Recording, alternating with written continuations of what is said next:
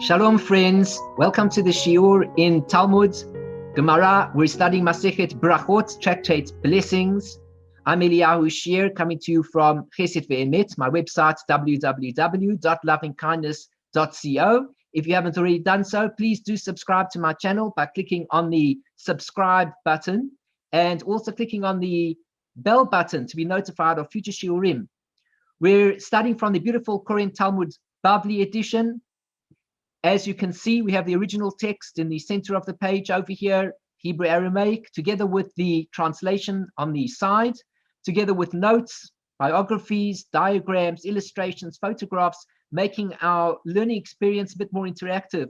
I'm reading from the original and translating as I go along, but if there's anything that I miss out on or perhaps don't express clearly enough, please do feel free to read the notes on the side so that you can get further explanation. Just click on the pause button if you want to read the notes and then continue with the shiur.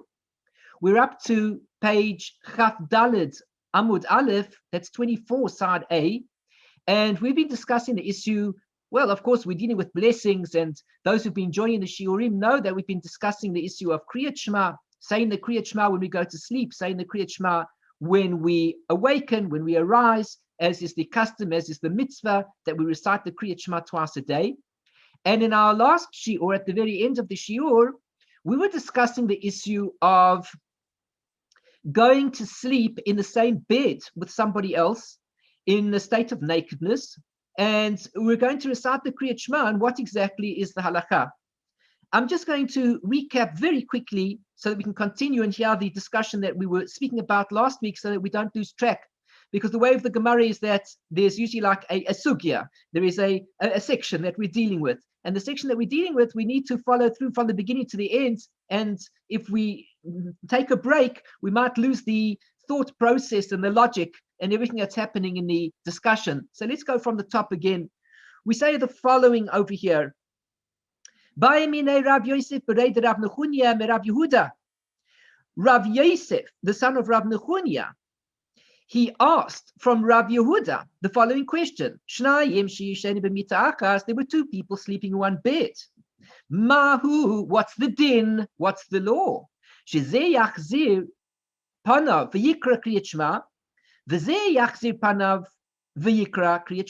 person could turn his face to the one side and read the Kriyat Shema, or recite the Kriyat Shema, and the other person, he turns his face, meaning, presuming, of course, that they're sleeping in the same bed, and they don't have any clothes on, and therefore we're worried about the state of nakedness. One should not engage in mitzvahs when one is naked.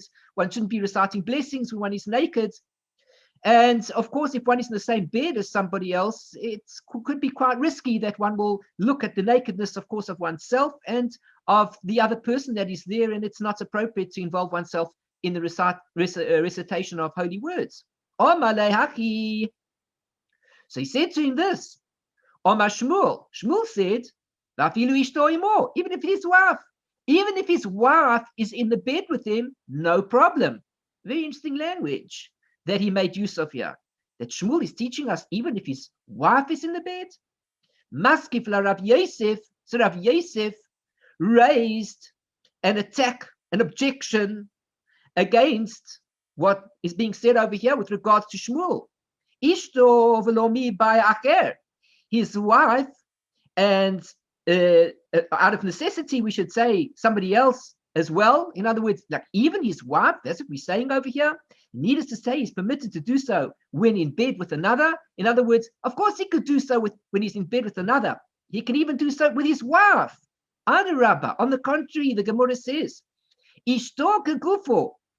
His wife is like his own body. We have a principle in halakha, in a general sense, that one's wife is like one's own body, and that is how it is treated in a halakhic sense. Acher, lav kegufo. Do we say, therefore, that another, we do say, really, that another is not like his body? So how could it be that Shmuel made such a statement to indicate, even if his wife is with him, he may do it in this way? Well, even if his wife is with him, of course, if his wife is with him, if his wife is with him, his wife is considered like his own self. But when other people are with him in the bed, well, they can't be considered like his own self. And therefore, the language of Shmuel is hard to understand. The Gemara raises an objection from another teaching. What does it say? Here is what we learn out. Two people were sleeping in one bed. This one turns his face to the one side and he reads. And this one turns his face to the side and he reads. But also taught in another Braita, said the following. So listen to this teaching. On the one hand, we learned that the person should turn his face to the one side and the other person turns his face to the other side. On the other hand, it says the following. Somebody is lying in a bed, and his children and the members of his household are by his side. He should not read the Kriyat Shema with all these people in the bed, unless, of course, he has a blanket of some kind, a garment of some kind that is separating between them. If his children were really small children, whenever the Gemara or the Halakha speaks about concepts like this, of course, we have to define it. They're small children. Small. What do you mean small? 1 month, 2 months, 5 months, 3 years, 20 years. What's called small? Whenever the Gemara or the Halakha is discussing an issue and they use an expression like small or big, that doesn't mean anything. We need to qualify. What is small? Everything works relative to other things. If I say that a person died at the age of 120, and I say that somebody was 20, then he's small in comparison to somebody who's 120. But if I say people die at the average age of 70 and he's 20, he sounds like a grown-up already. It makes a big difference. Everything is relative. But nevertheless, at this point in time, the Gemara is telling us that if the children are small, mutar, it is permitted. So if they're just kids and they're lying in the bed, no problem. We don't have to worry about the talit to separate them. However, if they are a little bit grown up, whatever we call that, we have to decide and discuss what exactly that means. Then, of course, he needs something to separate. So on the one hand, the first part of the teaching over here in this Braita taught us that all you have to do is turn once one person turns his face to the one side, the other person turns to the other side, and all is well. However, the second Braita teaches us it's not true, all is well. Bottom line is ultimately we need to make some sort of a proper separation. All is well if we go according to Rav Yosef, that it wouldn't be difficult to understand what's going on. Why? Because ha'ishto, this is referring to his wife, meaning the first part of the Braita, that we said over here that they turn over one side to the other. That's referring to his wife. That's the correct behavior. V'haba acher. And this Braita over here is telling us about other people. If it's other people, we need a separation, some garments. If, on the other hand, it's his wife, no problem. She is just like his own body. Ella lishmuel kasha. But for Shmuel, it's a problem. How come? Because Shmuel says, of course, everybody can be saying Kriyat Shema in this bed, and there's no need for any separation. So how are we going to understand it? Or Malach Shmuel, the Gemara answers. Shmuel could answer you. Whenever you see the words in the Gemara, it says, Om Malach. It doesn't mean to say that Shmuel really said it to you. It means to say, if you were to ask Shmuel his opinion in the matter relative to the question that we've asked, Shmuel could answer the following and prove the situation right or wrong or explain himself better. How would he do that? The Rav Yosef, mi necha. According to Rav Yosef, is all well. Is that okay? Vahatanya, wasn't it taught in a Braita? What does the other Braita say? Hayaya shein b'mita. A person was sleeping in bed. Ubanav b'nei beis b'mita. And his children and the members of his household are in the bed. Lo yikra kriyat shema. Don't read the kriyat shema. Ela im kain, unless hayata talito mafsechet benayim. Unless, of course, there was a garment or blanket, whatever it was, that's separating between the two. Ella ma islacha lemeimar. But rather, what are you going to answer back to this situation that we said over here? Ishto l'Rav Yosef tana'ei hi. actually the discussion about the wife, because in this particular Braita it clearly mentions that you need a talus to make separation between everybody, which means to say, even if it's one's wife, you need a separation. Yet in the previous teaching, it seemed to indicate that one's wife could sleep in the same bed and say Kriyat Shema, and there's no problem. How do we answer up here? The answer is perhaps that Ishto Rab Yosef Tana'ehi, perhaps the issue of one's wife and the separation that's necessary or is not necessary is related to an argument amongst the Tanaim. In other words, one Tana is teaching that a separation is not necessary, and another Tana is teaching a separation is necessary.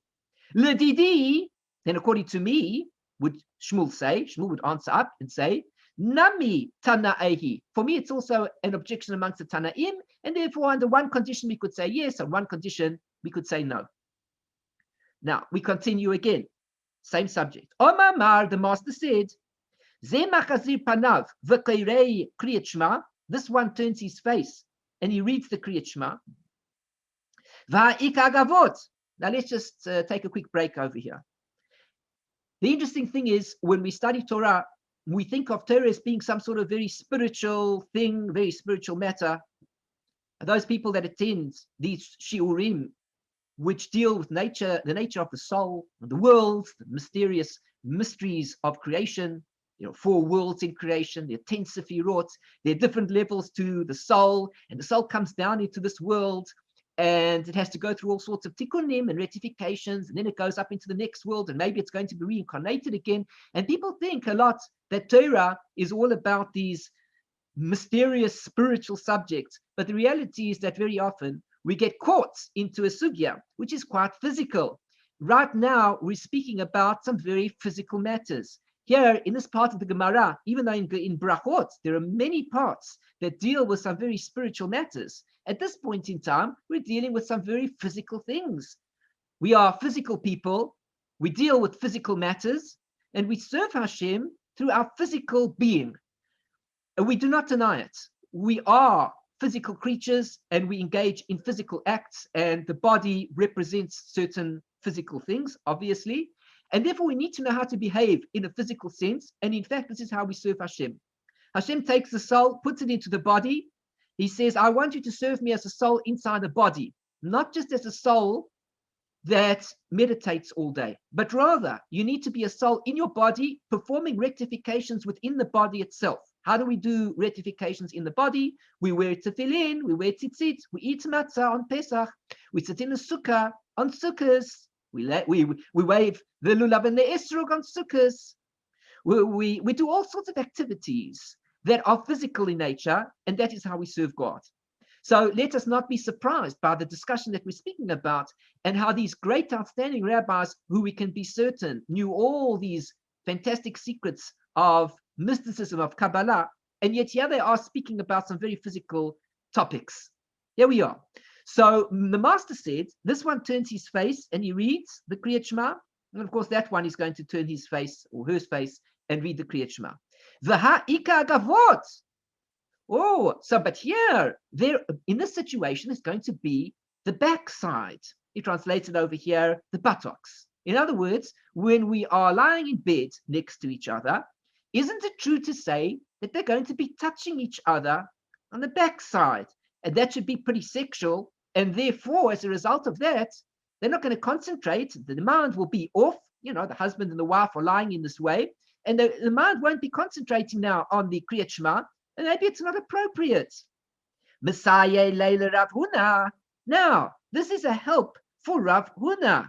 The Omar Rav, this, in other words, I'm going to show you something that this all helps in Rav Huna's understanding. The Omar Rav Huna said, you should know something.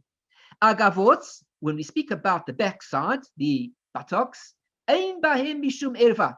You know something, said Rav Huna? There is no nakedness when it comes to the backside. In other words, we're not worried about the backside. We worry about what's on the other side. They're lying in this way together. It shouldn't be too much of sexuality. It shouldn't be too exciting. Just lying next to each other. Lema say, Messiah Leila Rav Huna, that this is an additional aid to help us understand it for Rav Huna. What does it say? A woman sits and she's separating her challah. The woman is busy baking and she's making bread. So as she does so, and she puts the flour and she's in the water and she's making the dough and the batter. And now she needs to fulfill the mitzvah of taking challah. She has to pull off a portion in which she takes challah. Aruma, she may do so in a naked state. She may be doing so in she may be totally naked when she does this, not a problem. Mipnei, because she's able to cover her face on the ground. Of course, face is just a euphemism. Face means, of course, we're referring to the genitals. But in order not to say the word directly, we're using another expression to describe it, the front of the woman, the face. But a man can't do it. Why can't a man do it? Well, because the man is all exposed. But the woman, she can do it in a way that when she's seated and she is taking the challah, she can kind of conceal at that point in time her genitals. We continue. So we see over here whose genitals are not covered when he sits. The man may not do it that way.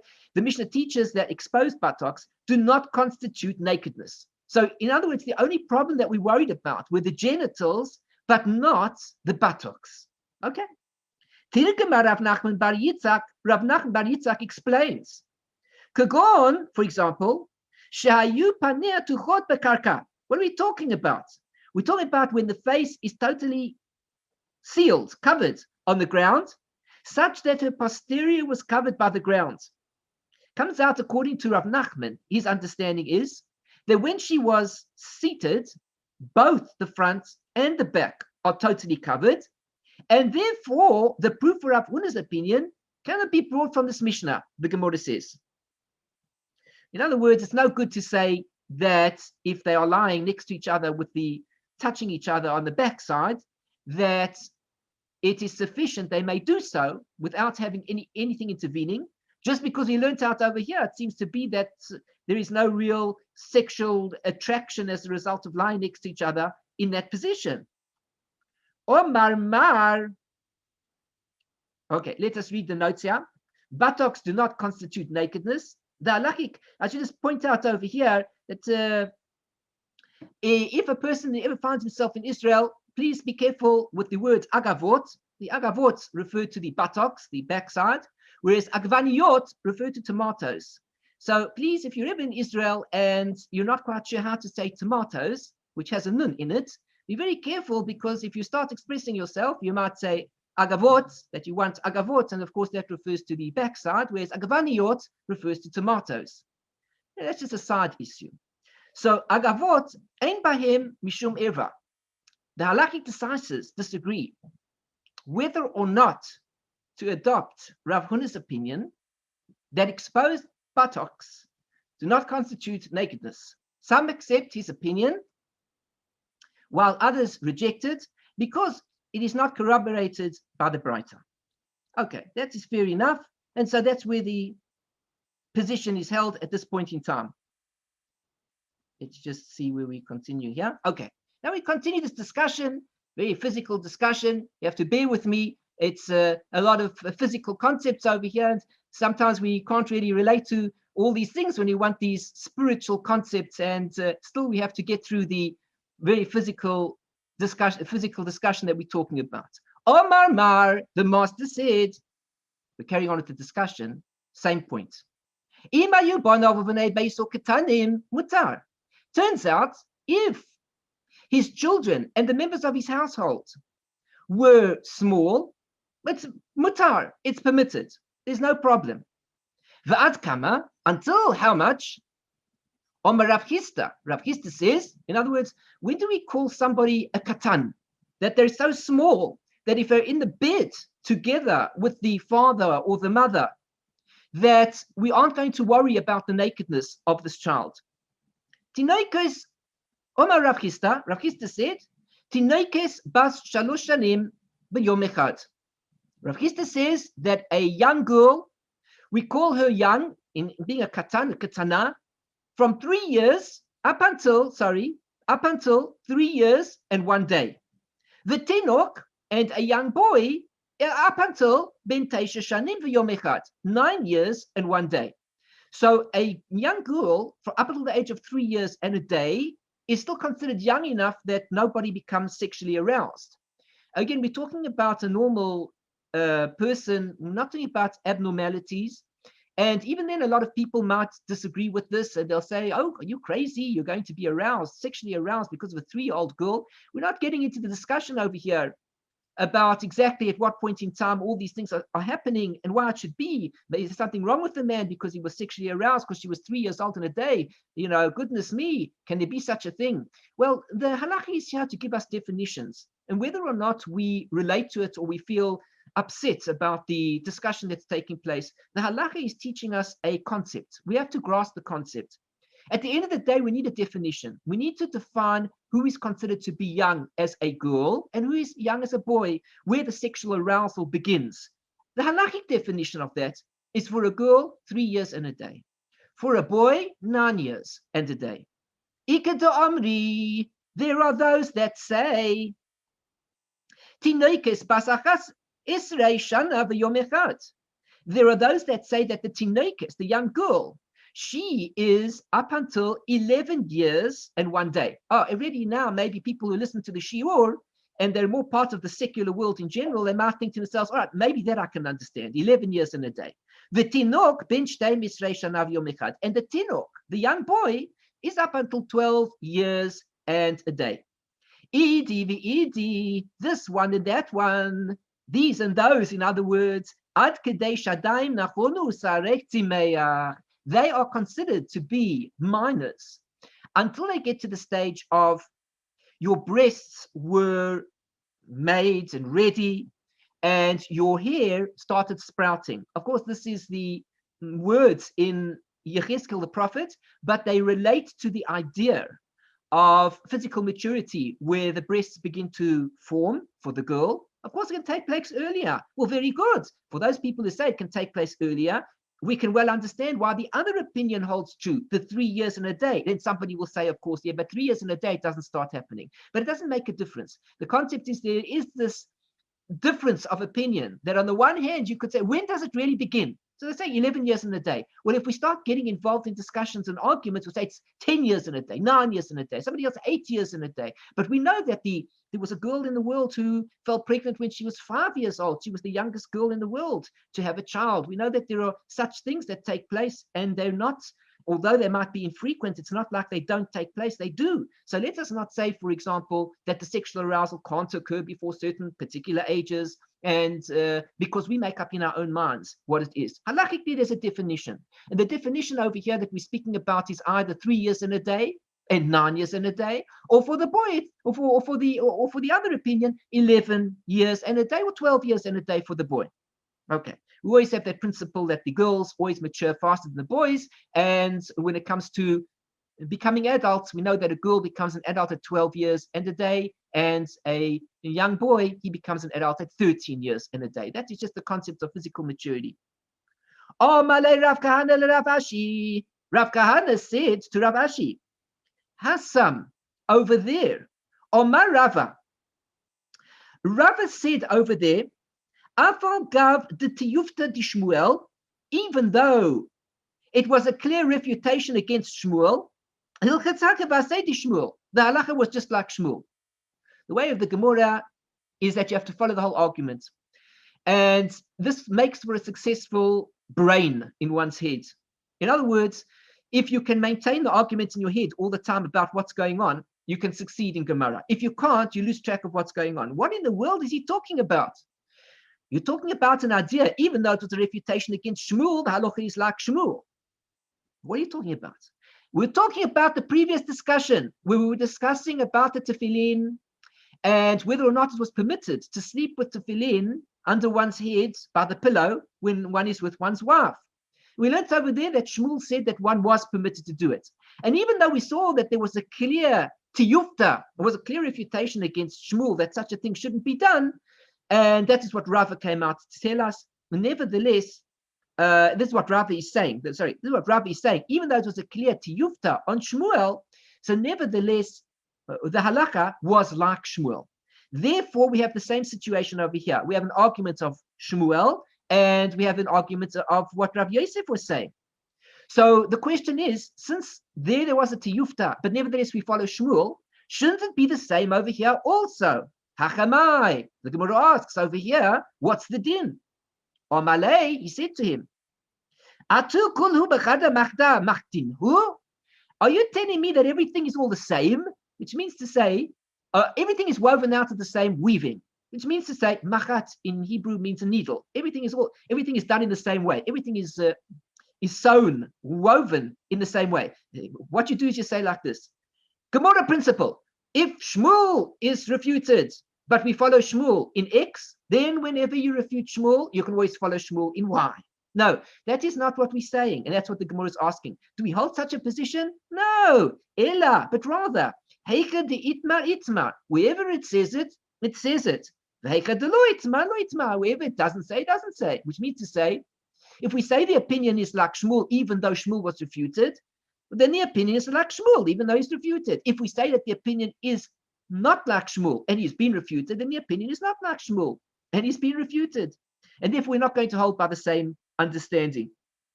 With regards to, in other words, the sleeping, we're talking about sleeping in the bed, and we're talking about the fact that Shmuel was okay with everybody sleeping in the beds and still reciting the Kriyat Shema. And then we had another opinion that said, no, you've got to put up some sort of garment or a blanket between the two.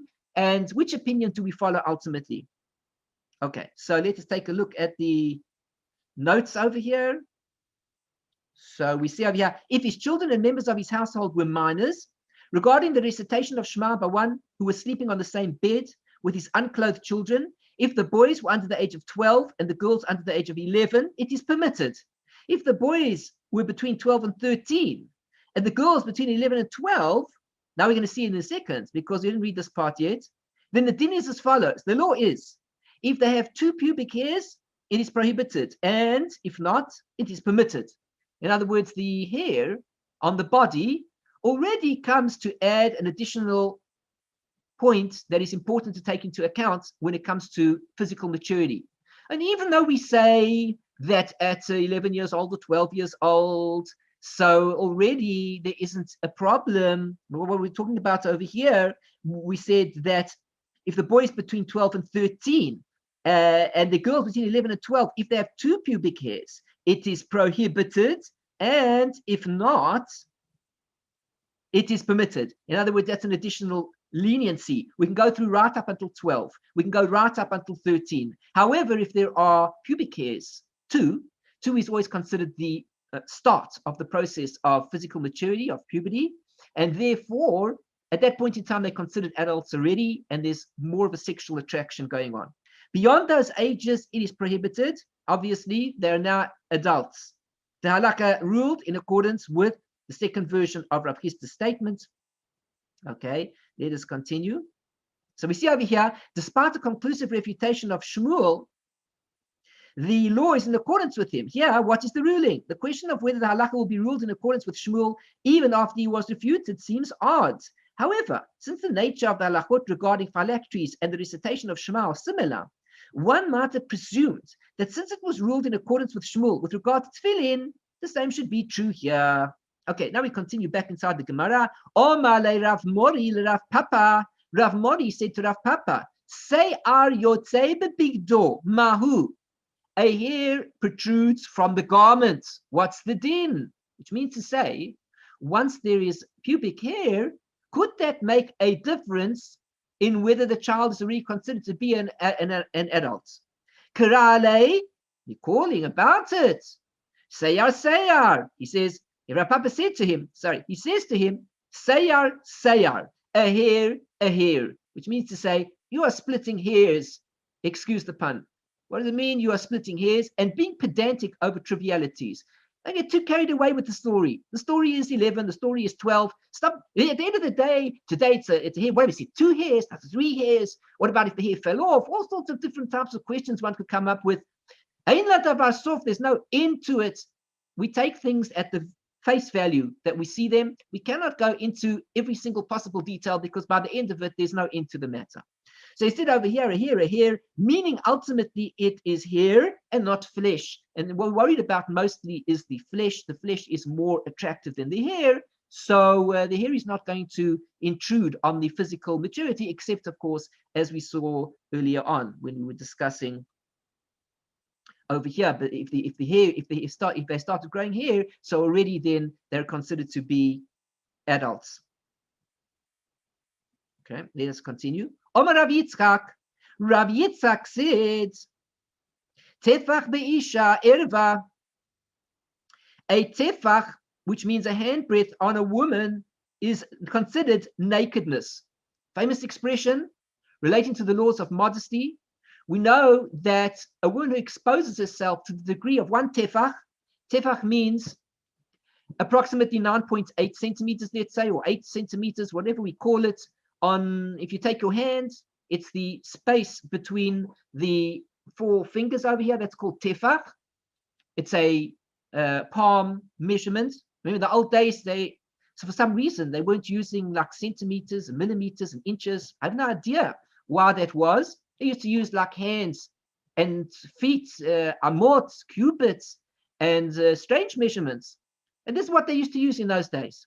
So they said like this, a cubit, instead of saying simply, they could have said 4 inches, would have been much easier, but they didn't say that. So we say that the handbreadth of a woman is considered nakedness. What does that mean exactly? Very interesting expression. Lemai, what are we referring to? Ileima, if you say, leistakuleba, maybe you say to look at her, with regards to looking at a woman and seeing exposed flesh. Vaha omar Rav Sheishes. But then Rav Sheishes say, Lama mana hakosov takshitin shebachutz im takshitin shebifnim.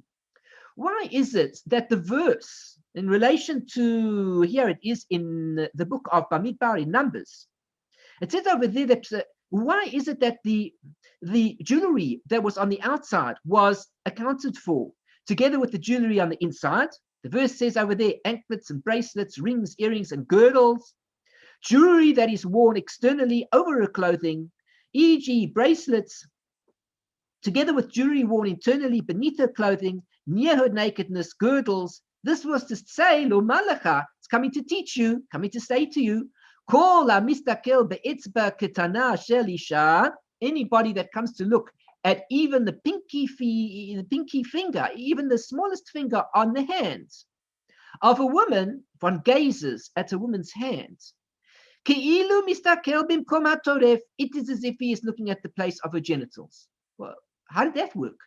Well, I mean, really, that sounds a bit ridiculous. Well, it's not so ridiculous because many people can be turned on to by any means of a woman. Let's say a man can be turned on by all sorts of means of a woman. It doesn't just have to be that she takes off all her garments.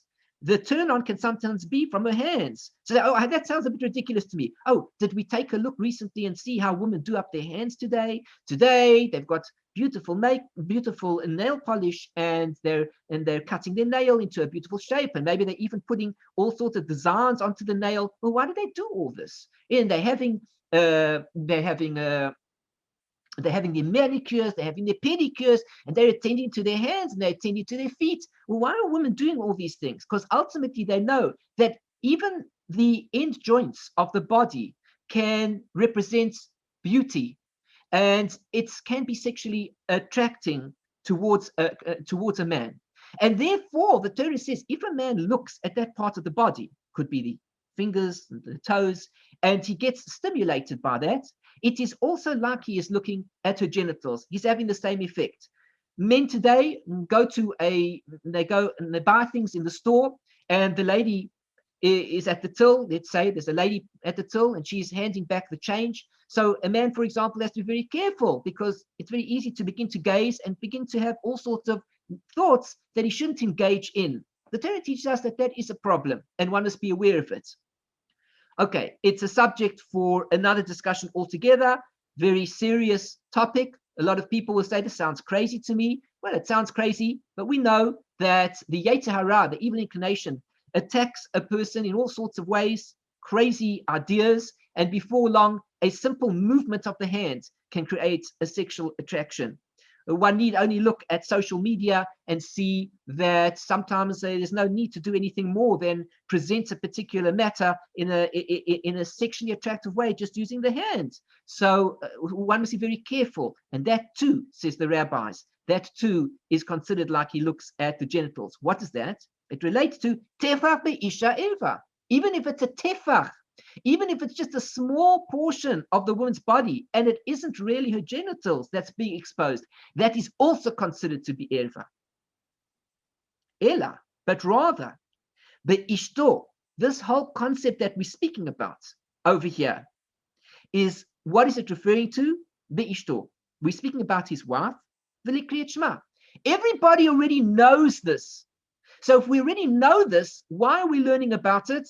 We're learning about it specifically for one's wife and for Kriyat Shema, which means that at the time of reciting Kriyat Shema, one must be careful over here that one may not recite the Shema before an exposed handbreadth of his wife. Wherever the body should be concealed, one should be very careful that if one's wife is in the room and that part of the body is revealed, even just a tefach, even just a small amount, that he should not recite the Kriyat Shema in front of her. Let us see what the halakha says here. Anyone who gazes upon a woman's little finger, one is prohibited from gazing for sensual pleasure upon a woman to whom he is not married. Even gazing upon her finger is prohibited. One who does so for his enjoyment is liable to receive rabbinically ordained lashes for rebelliousness. Very harsh sections of Gemara that we're learning over here. The secular world are not used to these concepts. The concepts bring us to a level of purity. We have a principle in the Torah. If we are close when we should be far, we will be far when we should be close. Which means to say, if we get ourselves in the habit of becoming too close to members of the opposite sex, at times which we are not supposed to be coming close to them, then when we want to be close to our spouses, at that point in time, it will be difficult for us because we will have already desensitized ourselves. As we know, in the secular world, this is definitely what goes on. People get married, all is well for a very short period of time, often, not all the time, and or sometimes, or whatever you want to say, whatever word fits the sentence best. But what often happens is that while everything looks good for the first year or 2 years, we see very often that the marriage suddenly goes downhill very shortly afterwards. And one wonders sometimes, why does that happen? Sometimes it can be because of the desensitivity that is between the husband and wife. How did that happen? Because of many relationships between many other people of the opposite sex. It can be in any way. It doesn't have to be in a full sexual relationship, but it can be in any way. As a result of engaging in those relationships, there is a desensitizing of a person, so that at the time that he really wants to be close, he cannot. So in reality, here is the story. The reality is that when one does see a woman's hand, one is supposed to feel a sense of sexual arousal. Not that you should go and do it to be in that situation, but the idea is when one is in that situation, if one still feels the sexual attraction, that's really a good sign, because that means that the person is still sensitive to it. But when the person is there, he's checking out at the till, and the lady gives him the change back, it doesn't seem to affect him at all. It shows already that there is a certain level of desensitivity, which means he's so used to it that he doesn't even take notice of it. But the Torah says you should be aware of it, because on the contrary, that is supposed to be an aspect of nakedness. It is supposed to be attractive. The entire body of the woman is supposed to be attractive. If you've lost that sensitivity for it, it's not such a great sign. It means that there's been too much exposure to all sorts of things, and as a result, one is only excited when one goes to levels that are lower and lower and lower, so to speak. Okay, we continue. Omar Rav Chisda said, Shok be'isha, a woman's leg, erva, is nakedness. Well, that sounds a bit more obvious to me. The thigh of a woman is nakedness. How do we know such a thing? Shene'emar, because the verse says, Gali shok, reveal your leg, ivrin harot, and pass through the rivers. So this is referring to an idea of what would be at the time when the Jewish people would be going through an exile. And although the normal way of things is that the leg would be covered, but because of the exile and the hardship involved, the Jewish people find themselves, they have no choice, and they have to find themselves wading through rivers to get out from one country to another. And as they do so, they need to lift up their skirts. The ladies need to lift up their skirts so that the entire garment doesn't get wet, etc., etc. And as a result, the entire body is exposed, and just have to do it. Because when one is in exile, there are all sorts of things that one comes to do that are not necessarily what one would do when in a state of real freedom, where one is in control of what one does. And for these ladies, they didn't want to reveal their legs. But here the prophet is saying, this is, of course, considered to be something that is negative. Gali shok evri naharot, and pass through the rivers. Ukasiv, and it says, Tigal irvasech, reveal your nakedness. The very next verse here, we see 47:2, 47:3, reveal your nakedness. V'gam tera'eche pasech, and let also to be seen your shame. So Yeshaya the prophet is telling us that when the Jewish people went through the exile, what would be is as they're running along, they have to do this to get through the rivers. And of course, this is a shame. It brings shame to the person that they had to lift up their skirts and they had to reveal their nakedness to others. They didn't want to do it, but they had no choice. So we see over here that the shok, the leg, the thigh of the woman is for sure considered nakedness. And therefore, if a woman is wearing mini skirts or various other short skirts, of course, she is attracting great attention to herself. And that is certainly an aspect of nakedness. And it brings a problem. Certainly, if a man is engaged in reciting the Kriyat Shema or in the mitzvah or something, a bracha, etc., he should be careful to turn his face away from such a sight altogether, because that is going to have a bad influence on him. His mind will be distracted, and it's not really holy to be engaged in bracha when one is looking at those things altogether. It should have been avoided in the first instance. Omar Shmuel said, Kol Isha Eva. Fantastic teaching. A woman's voice is considered nakedness. We're discussing all different elements of what's considered nakedness. And over here, Shmuel said that even the voice of a woman is considered naked, which means when we hear a woman singing, that's also turned on. For those people that don't believe it, let's just take a look at modern society. How many women are number one singers in society, making millions, tens of millions and hundreds of millions of dollars from standing on the stage and singing. What do people get out of it? They're excited by the sound of the voice of the woman. Of course, they like the way she moves as well, and the garments that she's wearing. It all fits in very well to our discussion that we're having over here. But the voice itself is an aspect of her nakedness. As she sings, especially if she has a good voice and a powerful voice or a sweet voice that is in tune, and it can be very attractive to a man. And therefore, many questions come up as to what degree is it permissible for a man to listen to a woman singing? Can he listen to her singing if she's in front of him? Can he listen to her singing on a radio or on a tape, a CD, whatever it is? Is that permissible? Because then is that considered her voice, or is it considered a recording, and so on and so forth? Many discussions to be said over this issue. So Shmuel says, Kol Isha Irva. Shene'emar, how do we know it? Because the verse says, how do you know? You've got to give us a proof. For your voice is beautiful, sweet, and your sighting, your appearance, is also beautiful, alluring. These are the words in Shir HaShirim, in the Song of Songs written by Shlomo HaMelech, the wisest of all men, speaking about the romantic relationship between Hashem and the Jewish people. And as they talk to each other, the one to the other, they describe the relationship that they have as if it were two lovers speaking to each other. Very beautiful. Holy of Holies is the Shir HaShirim, the beautiful relationship between the Jewish people and Hashem. And the verse says over here that your voice is sweet, it's beautiful, referring to the feminine aspect. And your appearance is alluring, which means that both of them really share the same common characteristic, that there is a sexual attraction through both the appearance as well as the voice. Omar Rav Sheshes said, Sayar B'isha Irva, a woman's hair is considered nakedness. For this reason we know that there is halacha that women also have to cover their hair, once they get married at least. Once they get married, they have to cover their hair. The hair it should be reserved only for the husband. In fact, in strict halacha, we see that even that is not so simple, because she keeps her hair covered so much that sometimes she doesn't even take off the covering, or whatever's happening, and the husband doesn't see her hair. In any case, can also happen. But nevertheless, if anything, the hair is for the husband. It is not for anybody else, if anything.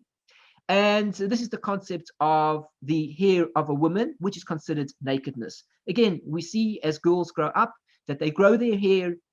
They don't shave their hair, generally speaking, very rare. So the hair grows, and what's the beauty of the woman is when this hair grows down beautifully, and she loves her hair, and she throws it over her shoulder. Look at me, look how beautiful I am. Yes, indeed, the hair does make a woman very beautiful, and it is so attractive that it can be considered nakedness, as we see here. Shene Emar. How do we know that? We always have to give a proof from the Torah. It's not good enough that we just make a statement. We want to derive a proof from something so we can relate to what we're speaking about. Sarecha Eider Haizim. Your hair is like the flocks of the goats. Well, what does that mean exactly, trailing down from Mount Gilad? It again is the expression that is being used from Hashem to the Jewish people, where we're speaking about the idea that there is the sexual attraction going on. And the poet, right, the Shlomo HaMelech, who is the poet who is describing this beautiful relationship, describes the beauty of the hair. He relates to it as goat hair.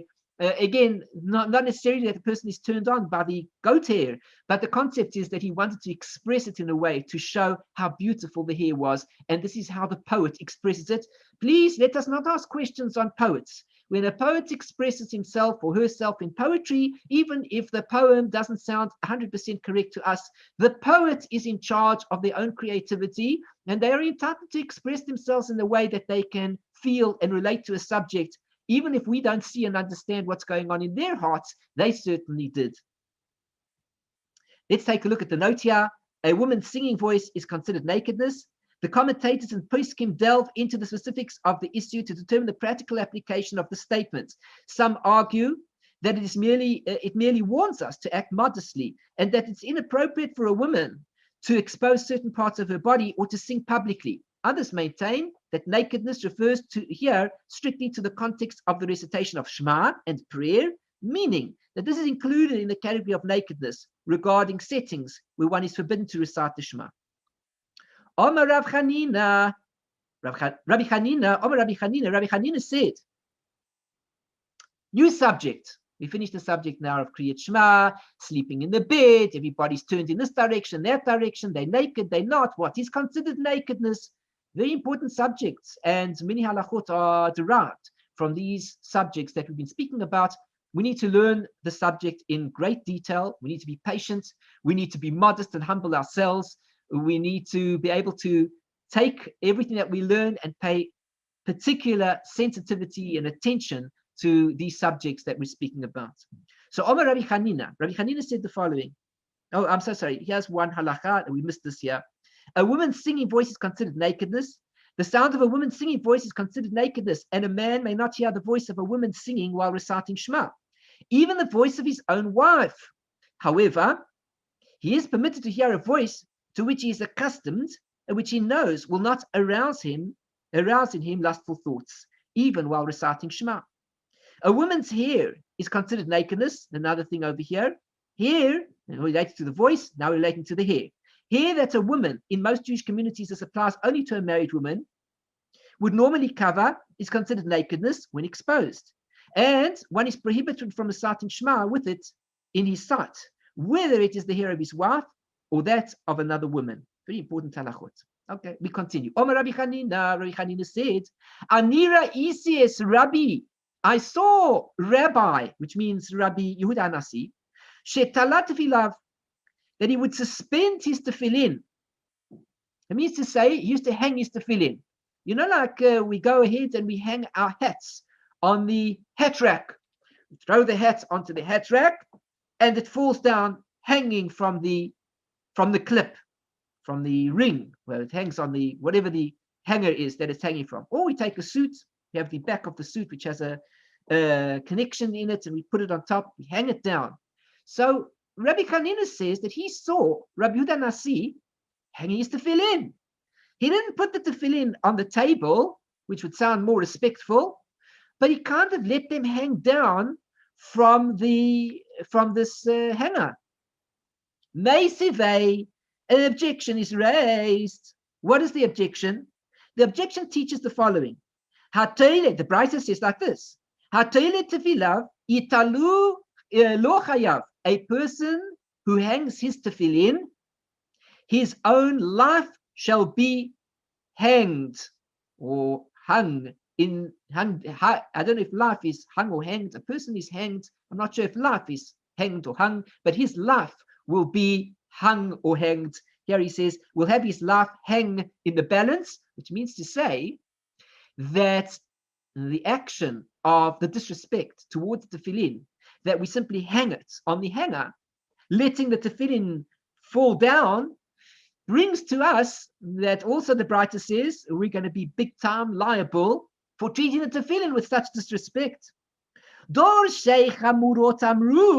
Now, those who used to speak about symbolic interpretations, they said the following. It teaches, and your life shall be suspended by you opposite you, and your life shall hang in doubt before you. What does this verse mean? This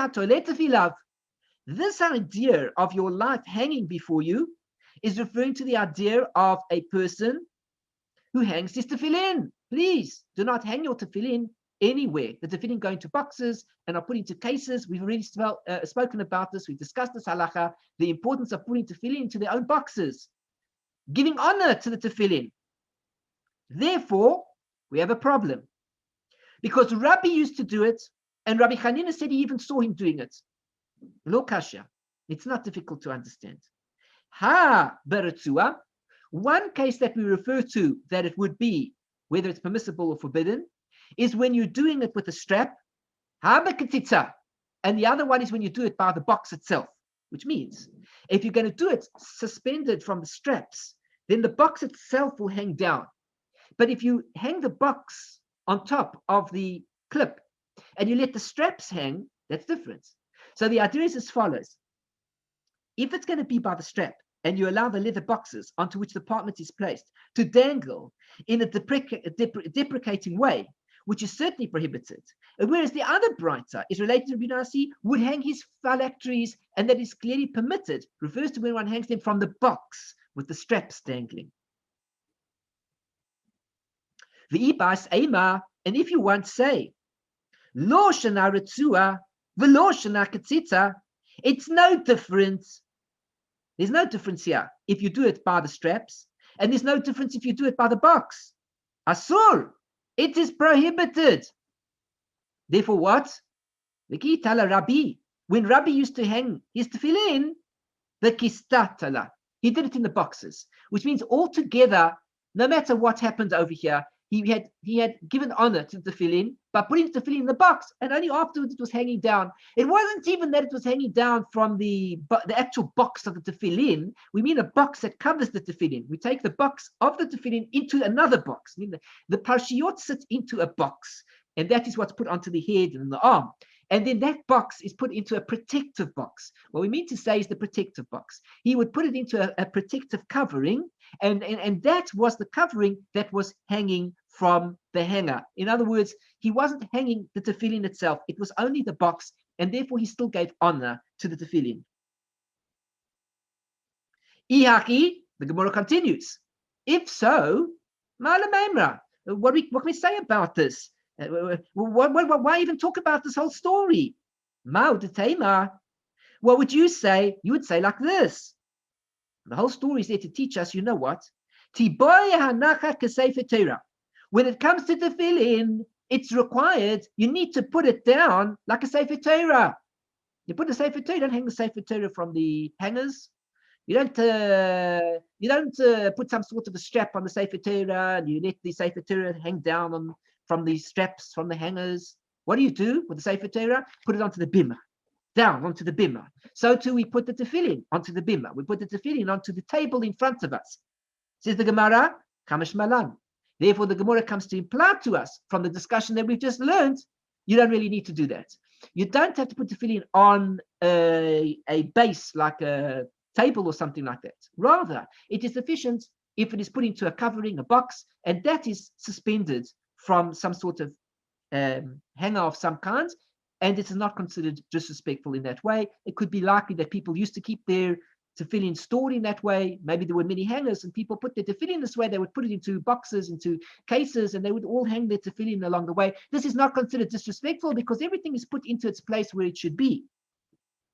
Okay, now let's just read the notes here. So the note says follows.